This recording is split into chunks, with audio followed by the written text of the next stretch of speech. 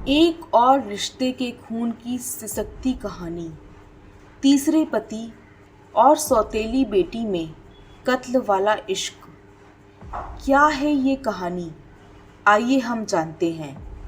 लेकिन उससे पहले, अगर आपने हमारे इस चैनल क्रिमिनोलॉजी को सब्सक्राइब नहीं किया है तो उसे सब्सक्राइब करके बेल आइकन पर क्लिक कर दें, ताकि आपको आगे आने वाली सच्ची घटनाओं पर आधारित कहानियों की वीडियोस की अपडेट मिलती रहे।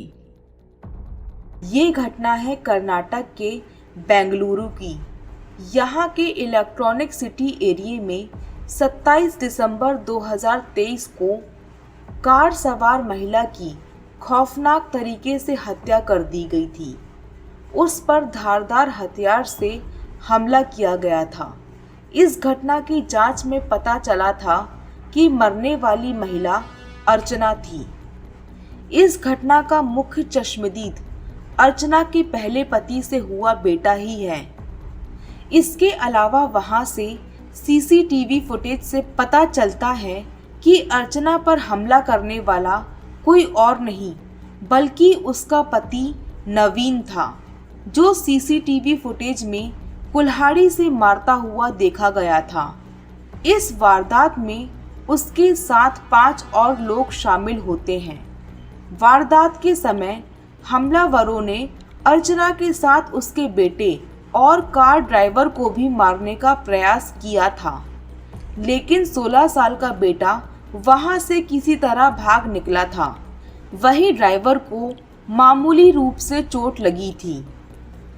इस घटना की सूचना के बाद पुलिस ने गंभीर रूप से घायल महिला को अस्पताल में भर्ती कराया था, लेकिन इलाज के दौरान उसकी मौत हो गई थी।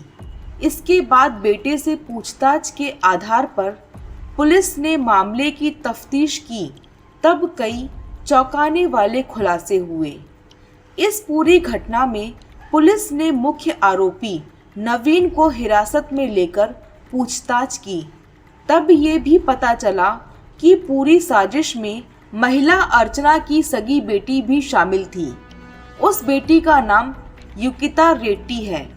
दरअसल अर्चना की प्रॉपर्टी पर कब्जा करने के लिए नवीन ने उसकी बेटी को पहले अपने प्यार के जाल में फंसाया और उसके साथ अवैध संबंध बनाए, पर प्रॉपर्टी पर कब्जा करने के लिए युकिता की मदद से ही उसकी मां और भाई को मारकर पूरी प्रॉपर्टी पर कब्जा करने की साजिश रच डाली। अर्चना की पहली शादी अरविंद से हुई थी और जब 2013 में अरविंद को पता चला कि वो किसी सिद्दीकी के साथ रिश्ते में थी, तो उसने उससे तलाक ले लिया। अरविंद से अर्चना के 2 बच्चे हैं, 21 साल की युविका और 16 साल का बेटा। पुलिस की जांच में पता चला कि अर्चना की पहले तलाक के बाद 15 करोड़ रुपए का मुआवजा मिला था। अर्चना रेड्डी विश्वनाथ रेड्डी की दूसरी संतान थी। विश्वनाथ रेड्डी के पास जिगनी में बड़ी जमीन थी। अर्चना रेड्डी के बड़े भाई अनिल अपनी पत्नी के साथ बेंगलुरु में रहते हैं। पुलिस का कहना है कि अर्चना और उसके भाई की आपस में नहीं बनती है।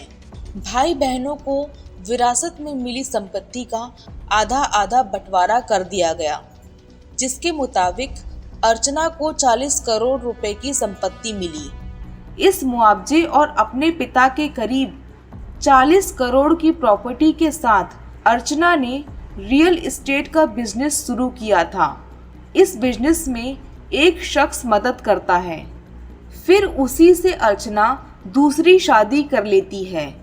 कई साल तक सब कुछ ठीक चलता है, लेकिन फिर पैसों को लेकर विवाद शुरू हो जाता है। इसकी कंपनी में ही नवीन काम कर रहा था। दोनों के विवाद के दौरान जब अर्चना परेशान होती थी, तब नवीन उसकी मदद करता था। इस तरह अर्चना और नवीन में प्यार हो जाता है। वहीं अर्चना ज़्यादा विवाद बढ़ने पर दूसरे पति से भी तलाक ले लेती है और अपने दोनों बच्चों के साथ अलग हो जाती है। इसके बाद वो नवीन से तीसरी शादी कर लेती है। शुरू में इसके बीच सब कुछ ठीक होता है, दोनों बच्चों के साथ अर्चना और नवीन रहने लगते हैं।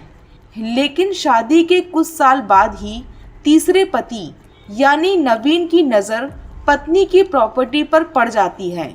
वो उसे अपने नाम पर कराना चाहता है, लेकिन अर्चना ऐसा करने से मना कर देती है। उसी बीच नवीन बार बार अर्चना से उसके पति के नाम की 40 करोड़ की प्रॉपर्टी में अपना नाम जुड़वाना चाहता है, लेकिन इससे भी अर्चना मना कर देती है।